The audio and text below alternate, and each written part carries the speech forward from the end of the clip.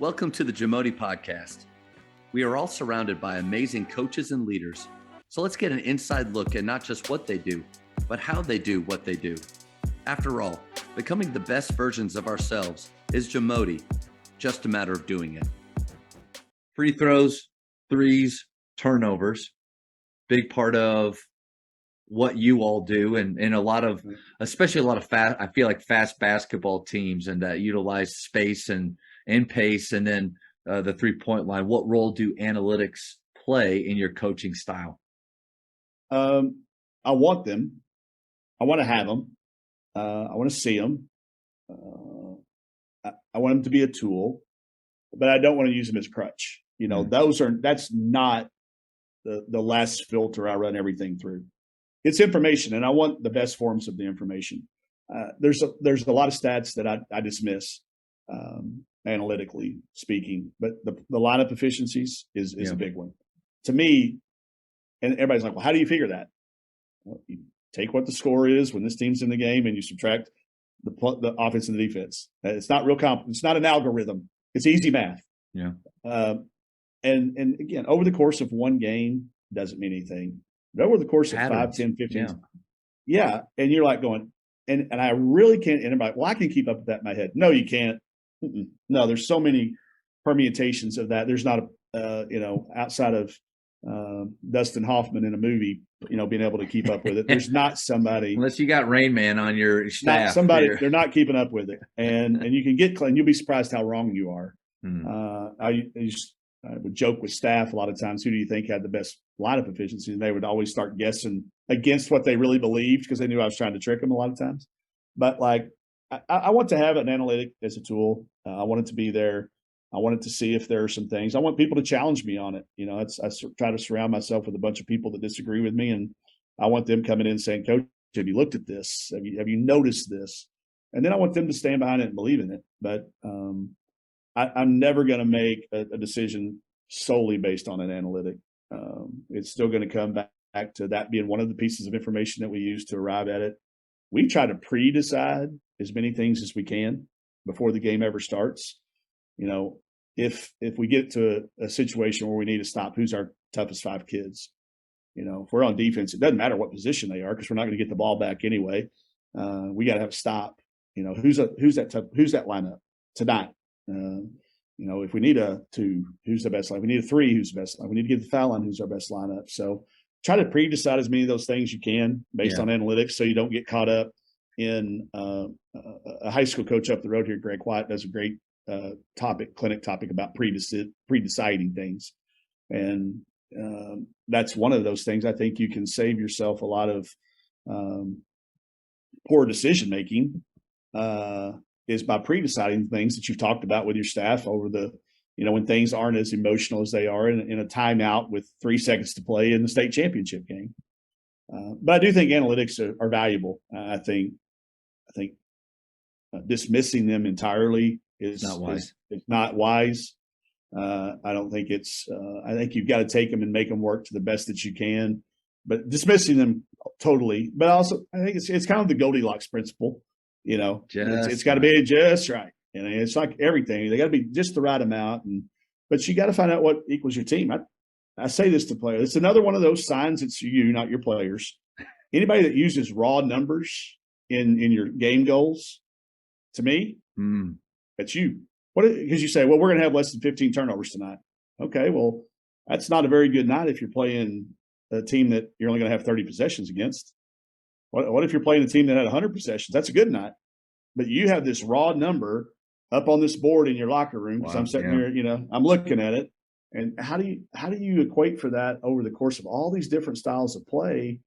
And what if every locker room I ever go in that has one of those, I look for this one game, and it's this one game when they got all their goals and they lost. Yeah. And you're like, how do you explain that to your team? How do you walk up in front of your team the next day and say, we spent $1,100 of our booster club money on this, and it's right below just rip it off the wall. Yeah, it's right there below that thing that says defense wins championships. Oh, yes. The worst statement ever. Defense finishes 11th, but like I'm like, you had a stat. You had this really cool stat board, and it's great and it's awesome.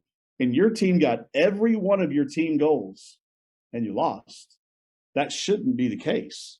If you got every one of your team goals, you should have won the game going away.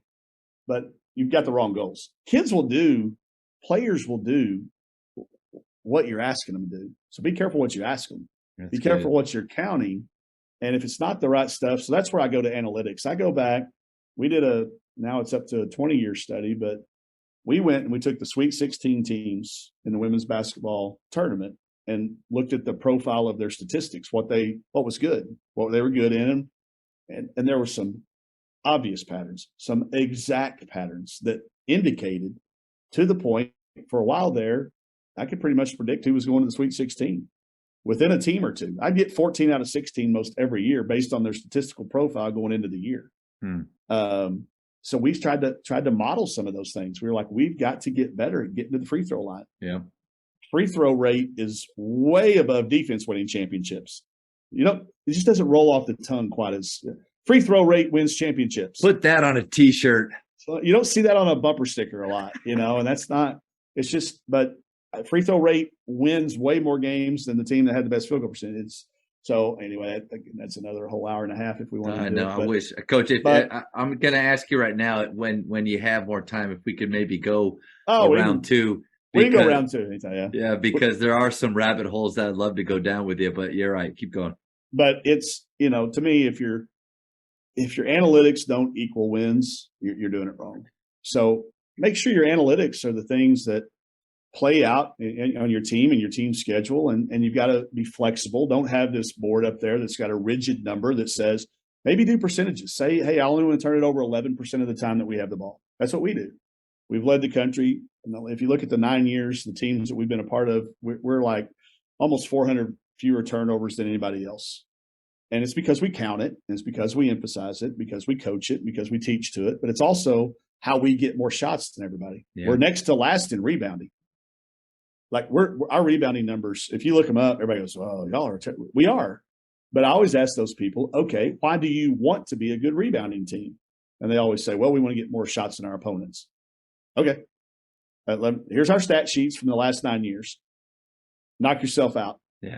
I'll give you $1,000 for every game we got outshot if you'll give me $100 for every game we outshot our opponents. I'm going to win that, and nobody will take that bet.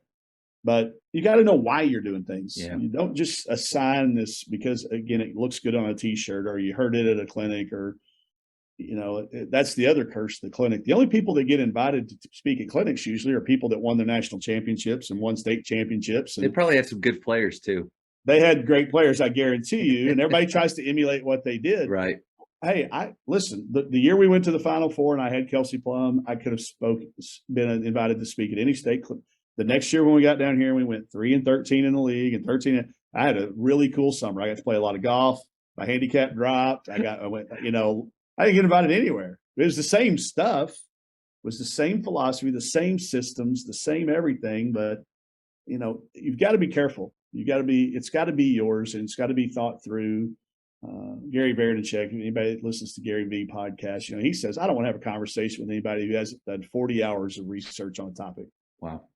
So I'll talk to some people about some things, but I don't really want to get into a deep conversation unless I know you've done 40 hours of research. And it's a really good, barometer. We can talk about the fringes of it, but we can't get into a deep conversation about why defense doesn't win championships unless you've studied it. If you've done 40 hours on that and you still believe that it's the case, then let's have a conversation. But I don't think you studied for 40 hours on it and still landed on that being the case. Yeah. I just don't believe it.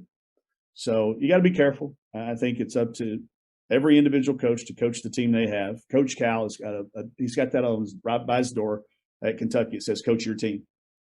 So anybody listening today, if you don't do it. That's fine, but it should challenge you. I mean, every time I hear somebody say something that's counter to what I believe, man, I research it. I'm like, man, what if I'm wrong? What if they're right? Chuck Klosterman wrote a great book called "What If You're Wrong." And what if you are wrong? What if gravity doesn't work like we think it does?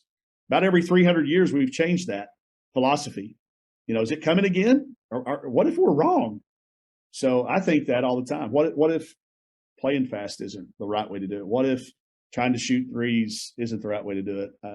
I want to constantly be challenged by the people around me, and anybody that I want to have those conversations so that there's not any holes in that. And I think you got to drill that down to every single thing that you're willing to make. You talked about it earlier. You said this. You said you write it down. Until you write it down, and then I'll add a layer to that. Until you write it down and share it with somebody, you really don't have it. Like I ask people all the time, what's your offense philosophy? And they, oh, I can tell you it. Well, send it to me. No, I don't have it written down. Well, then you don't have it yet. Yeah. Because you can always go back on it. Like if you ask me right now, Coach, hey, I need, what's your green light philosophy? I can send you 20 pages via text right then. It's thought out. I wrote it down. It's been red teamed and yellow teamed and blue teamed and every other critique you can put to it, except grammatical. I'm terrible grammatically, and I don't care. But you've got to be able to prove that stuff. There's got to be evidence of it. And until you write it down, you really don't have it, and you really haven't thought it through. And until you write it down and share it, I would tell you it's not really yours. It's somebody else's.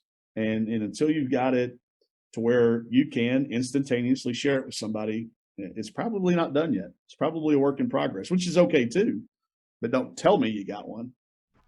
Thank you for checking out today's episode. Please take a moment to subscribe to this podcast, share it with your fellow coaches, and find us on social media for what's coming up next on the JAMODI podcast. It's just a matter of doing it.